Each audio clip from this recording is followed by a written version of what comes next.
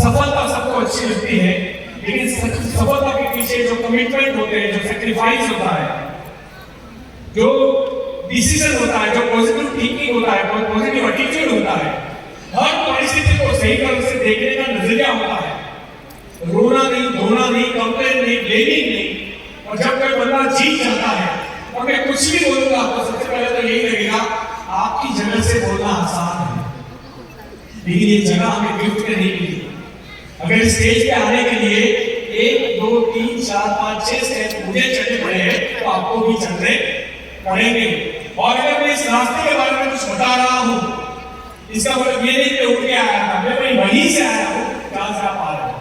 तो आपको ये चीज बिलीव करनी पड़ेगी कि ये कोई मोटिवेशन नहीं है, सिर्फ उत्साहित नहीं कर रही, प्रैक्टिकल बातें हैं। तो अगेन मेरा नाम अल्पेश हसमुखे गज्जर है और मैं मुंगेर एरिया को 11 साल से विजिट कर रहा हूँ। मैं अपनी मेरा बचपन की अगर हम बात करें तो एक गरीब घर में मैं पैदा हुआ था। मेरे पापा ने लगभग 50 साल एक 4 दीवार मिट्टी की जो होती है उसका किराया बनाया।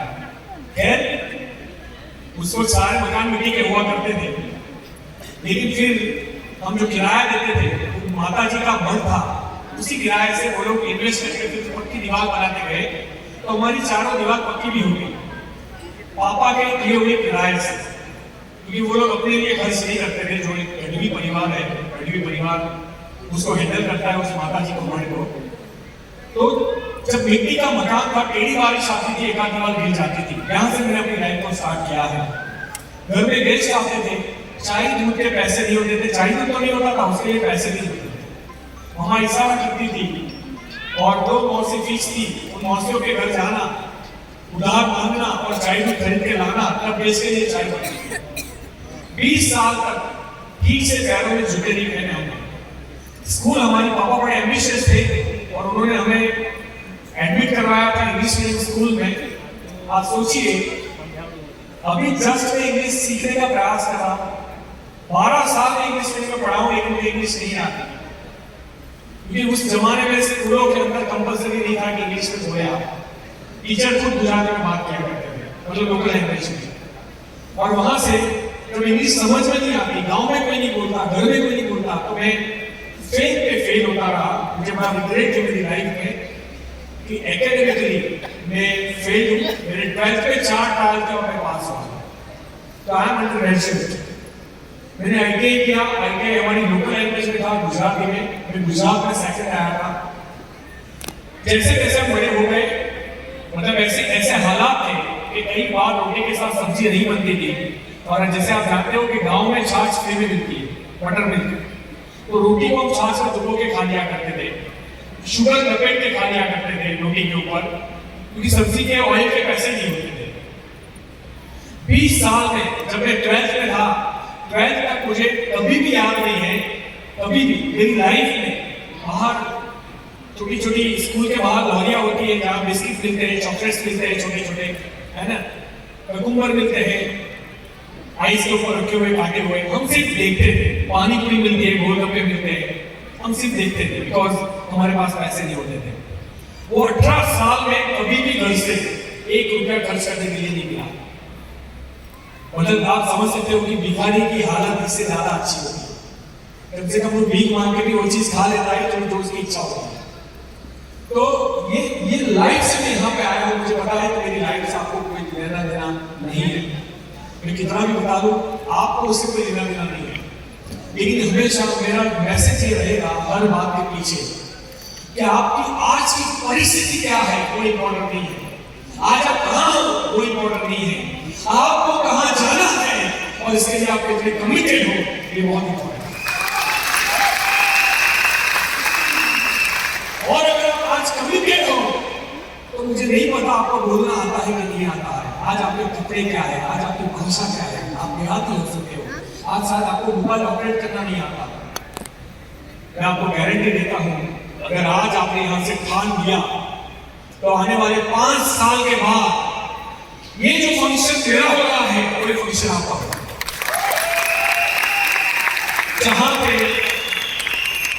जहां पे आप आज हो वो हमारा कल हुआ करता था, और जहां मैं आज हूं वो आपका कल हो सकता है।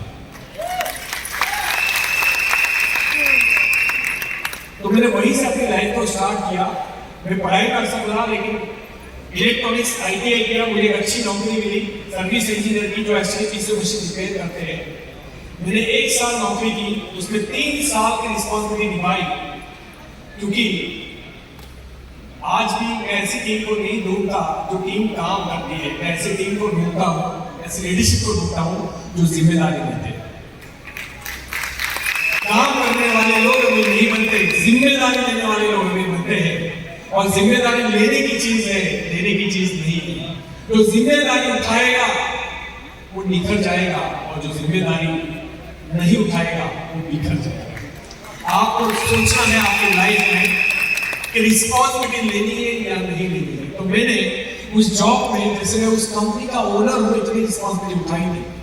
मैं सुबह 6-7 बजे से काम पे लगता था, रात को 12-1 बजे अपने घर पे वापस आता था। मेरी मम्मा मुझे बोलती थी, क्योंकि गांव में आने के लिए बस भी नहीं होती थी, ट्रकों को हाथ करके पहुंचना पड़ता था।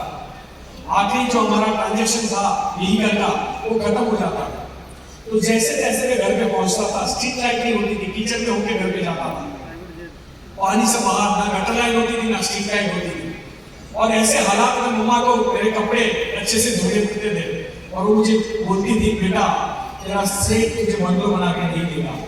मुझे नहीं पता था कि ये आदत मुझे जिंदगी में हमेशा ऊपर उठा के रखेगी, क्योंकि मेरे साथ और भी लोग नौकरी करते थे। वो एग्जैक्ट 10:30 बजे आते थे और एग्जैक्ट 6 बजे निकल जाते थे। और मैं उस दिन का जितना भी काम था, पेंडिंग किसी मशीन अगर किसी की बिगड़ी हुई है, एम्पथाइज था, मैं उनके बारे में सोचता था कि अगर किसी का पीछे मशीन खराब है, उसका धंधा बंद होगा, तो मुझे उसके पास जाना चाहिए और उसको रिपेयर करना चाहिए, चाहे मेरे रात को 11-12 बजे। और जब गरीबी होती है तो आपके दोस्त भी तो नहीं होते। उसका भी फायदा था कि मेरी लाइफ में इस स्टेज पे कोई डिस्ट्रैक्शन नहीं हुआ, क्योंकि आपके जीवन में आपके साथ में कैसे लोग हैं उससे आपका भविष्य बनता है। अगर ऐश करने वाले लोग हैं, आप ऐश ही करोगे और बाद में पेन आएगा। और अगर मेहनती लोग हैं, ईमानदार लोग हैं आपके आसपास में, ग्रोथ करने वाले लोग हैं, तो यकीन मानिए अभी आपको पेन आएगा, उसके बाद आपका पेन नहीं आएगा। तो ये आपको डिपेंड करता है आपका सर्कल क्या है। मेरा कोई सर्कल नहीं था, तो मैं बस मेहनत करता था। मेहनत करते करते मैंने खुद का बिजनेस स्टार्ट किया, कहीं से 75,000 रुपये लेके। उस बिजनेस को मैंने 7-8 करोड़ के टर्नओवर में पहुंचाया एनुअल। मैंने 3-4 ऑफिस खरीदे, मैंने घर खरीदा, मैंने कार खरीदी, और 25-27 साल की उम्र में मुझे लगने लगा कि मैं तो दुनिया का सबसे अमीर आदमी हूं, मेरे जैसा कोई है ही नहीं। मेरे वहां 20-25 आदमी काम करते थे, मैं चेक के ऊपर साइन करने के अलावा कोई काम नहीं करता था। मैंने 14 साल ट्रेडिशनल बिजनेस रन किया, 14 इयर्स। और 14 इयर्स में से 5 साल ऐसा था कि रोज का 300 किलोमीटर में बजाज सुपर स्कूटर या सिटी 100 बाइक चलाता था। रोज का 300 किलोमीटर बहुत होता है बाइक, एवरीडे 200 से 300 किलोमीटर। और रात को मैं घर पे आता था, जब बिजनेस खड़ा हो गया तो AC chamber, AC office, AC घर, AC कार, फ्लाइट में आना जाना सब स्टार्ट हो गया। एक बात मैं आपको बताना चाहता हूँ कि जो लोग गरीबी में डेवलप होते हैं वो अमीरी में कभी नहीं होते, और जो अमीरी में डेवलप होते हैं वो गरीबी में कभी नहीं होते। तो वो लोग लकी होते हैं जिनके जीवन में ये चीज आती है। वो लोग लकी होते हैं जिनके जीवन में ये चीज आती है, वरना मेरे बेटे के अंदर वो गुण नहीं पाए जाएंगे जो मेरे अंदर है, बिकॉज उसने कभी तकलीफें देखी नहीं है लाइफ में। सीधी सी बात। आज भी उसको दिल्ली में रखा है, उसको UPSC करना है, तो मैंने इसलिए नहीं रखा है कि मेरे बेटे को मुझे कलेक्टर बनाना है। मैंने इसलिए रखा है ताकि वो इंडिपेंडेंट रहे। उसकी माँ ने उसको इतना हाथ में रखा है, तो मुझे डर लगता है कि कहीं जब जिंदगी में कोई तकलीफ आएगी तो घुटने न टेक दे। तो आप कितने एजुकेटेड है, उससे ज्यादा आप चैलेंजेस में क्या बिहेव करते हो, ये ज्यादा इंपॉर्टेंट है। तो मैं इसको चैलेंजेस को फेस करने लायक बना रहा हूँ।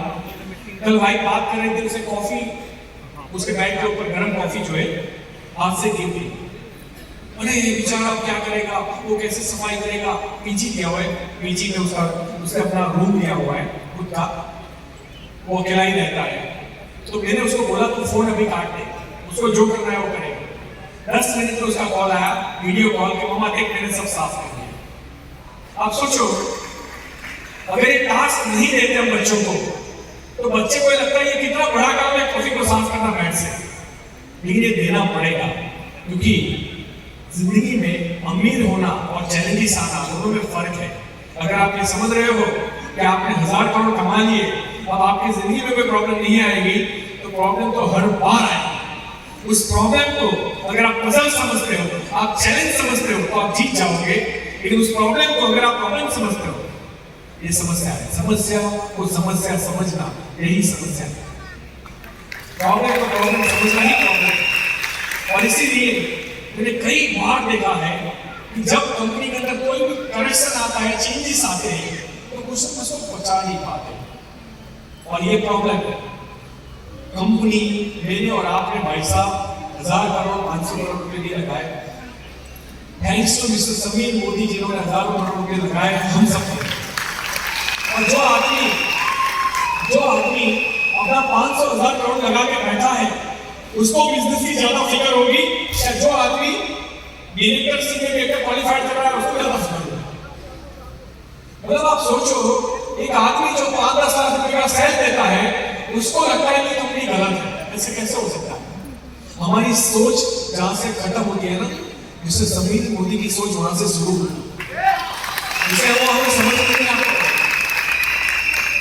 लेकिन मैं हर चीज में सरेंडर होता हूँ, मैं समझ जाता हूँ कि हमारे अच्छे के लिए हुआ, और मैं उसके पॉजिटिव पहले ढूंढने में लग जाता हूँ। आप जो ढूंढते हो वही मिलता है। अगर आपका इस हॉल में एक चांदी का सिक्का गुम हो गया, आप पूरे हॉल में घूमोगे, आपको चांदी का सिक्का मिल जाए, मिलेगा कि नहीं? यही तो अब मैं आपसे पूछूंगा कि चांदी के सिक्के के अलावा बताइए, सीट्स कितने थे, कहाँ फूल बिखरे हुए थे, कहाँ प्लास्टिक की बोतल थी, कहाँ पानी की बोतल थी? आप बता पाओगे? आपका ध्यान था कहाँ था? चांदी के सिक्के में। जिस टाइम हम जिस चीज को फोकस करते हैं, बाकी की चीजें देखना बन जाती है, बंद हो जाती है। प्रॉब्लम ये है, कुछ लोग प्रॉब्लम को फोकस करते हैं और हजारों अपॉर्चुनिटियां उसके जीवन से छूट जाती है। तो मैं ना तो प्रॉब्लम का पार्ट बनता हूं, ना प्रॉब्लम को फोकस करता हूं। उसके बाद मैंने खुद का बिजनेस स्टार्ट किया, अच्छा चला। एक और प्रॉब्लम आई जीवन में। मेरा जो 7-8 करोड़ का टर्नओवर था, वो एक ही साल में 40 से 70 लाख रुपया हो गया। यानी मेरा बिजनेस एक ही साल में घाटे में जाने लगा। मैं 20-25 आदमी की सैलरी में नहीं कर पाऊंगा, इतना भी प्रॉफिट नहीं हुआ। रीजन क्या था? मेरा बिजनेस था SL300 मशीन बेचना और कॉइन फोन बेचना। और मोबाइल इतने सस्ते आ गए, ये फाइनेंशियल ईयर 7-8 की बात कर रहा हूँ। मोबाइल इतने सस्ते हो गए कि लोगों ने SL300 को जाना बंद कर दिया। आज की जो नई जनरेशन है, उनको तो पता भी नहीं होगा कि कॉइन बॉक्स क्या होगा और SL300 बोर्ड क्या होगा। लेकिन उस वक्त मेरा बिजनेस रातों रात खत्म हो गया। इसमें भी एक मैसेज है दोस्त, भगवान करे आपका बिजनेस, आपकी नौकरी, जिंदगी बन रहे आपके साथ, लेकिन इसका मतलब ये नहीं कि उसके भरोसे आप जिंदगी बिताओ। वर्ल्ड के सेकंड रिचेस्ट आदमी है वॉरेन बफेट। उनका कहना है कि पानी की गहराई नापनी हो तो 2 पैर डाल के मत नापो, 1 पैर डाल के नापो। क्यों? अगर दोनों पैर डाल दिए और पानी गहरा दिखा तो आप अंदर चले जाओगे। यानी कि अगर आपके जीवन में सोर्स ऑफ इनकम, आय का स्रोत आपके पास एक ही है। कोविड में सबने एक्सपीरियंस कर लिया होगा, मुझे आपको ज्यादा बताने की जरूरत नहीं है। कोविड ने बहुत बुराइयां की, लेकिन बहुत अच्छा किया। जिसको सीखना होता है वो कोविड से भी बहुत कुछ सीखता है। कि वहां जिनके अच्छे इनकम थे, जो 100 करोड़ के होटल्स थे, वो माइनस में चल रहे थे, वो बंद थे।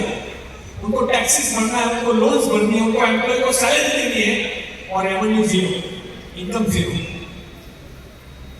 तो सोर्स ऑफ इनकम इससे ज्यादा होना बहुत इंपॉर्टेंट है। तो मैं तब नहीं समझ पाया था, और फिर मैंने जब बिजनेस नॉलेज हुआ तो मैंने कुछ और करने के बारे में सोचा। वहां से मुझे एक बात सीखने को मिली, जो आपको कोविड में सीखने को मिली होगी, मैंने उससे पहले सीख ली थी कि काम करना एक आदत है और काम नहीं करना भी एक आदत है। अगेन रिपीट करता हूं, काम करना एक आदत है और काम नहीं करना भी एक आदत है। आप देखना, एक इंसान हमारे मोदी केयर के अंदर मेहनत करके director, senior director, platinum, diamond पहुंच जाता है और फिर वहां 5 साल अटका बैठा है। यानी जो आदमी अपने घर के 6 पिलर बना सकता है, वो बाकी के 6 पिलर नहीं बना सकता। Is it possible? वो 6 बनाने का 6 किसने बनाया? तुमने तो बनाया।